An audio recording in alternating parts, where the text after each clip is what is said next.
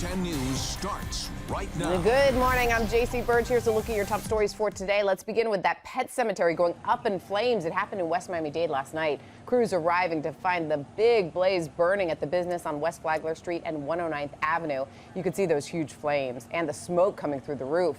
Surrounding roads were shut down while firefighters worked the scene. We're told at one point a gas line ruptured during the fire, fueling the flames, but no injuries were reported. The cause of that fire is under investigation.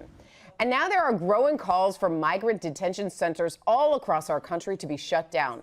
South Florida Congresswoman Debbie Mucarsel-Powell held a town hall at FIU last night, just hours after fellow Democrats toured the facility in Homestead. She says there have been a number of complaints about conditions when it comes to the treatment of children separated at the border. It makes me feel very violated. Only on Local 10, two elderly women falling victim to a heartless thief. They went to Bar Melly 69 on Biscayne Boulevard in Miami for dinner when a man approached them claiming to be restaurant security. He told them purses were not allowed inside, so they would need to leave theirs in the trunk of their car. The victims tell us it sounded a little suspicious, but they followed his orders. They later found out the guy didn't even work there and had stolen their purses.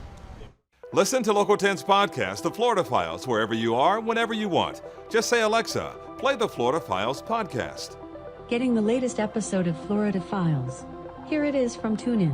Previously on the Florida Files. Or just ask Siri, I want to hear the latest Florida Files podcast. Here's the newest episode of the Florida Files. Get the Florida Files on Alexa, Google Home, or Apple devices just by saying, play the Florida Files podcast.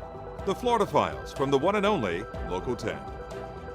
And another one and only Local 10 exclusive. Residents waking up to find their mailboxes broken into. It happened at the Aspen community on Northwest 189th Street and 67th Place. The crook appeared to use some sort of tool to pry open the boxes and steal what was inside. We're told this is the second time this has happened there. A U.S. Postal Inspector is now investigating. And as breaking news happens, you know we have you covered on air and online. Head to local10.com for more local news coverage and all of your updates.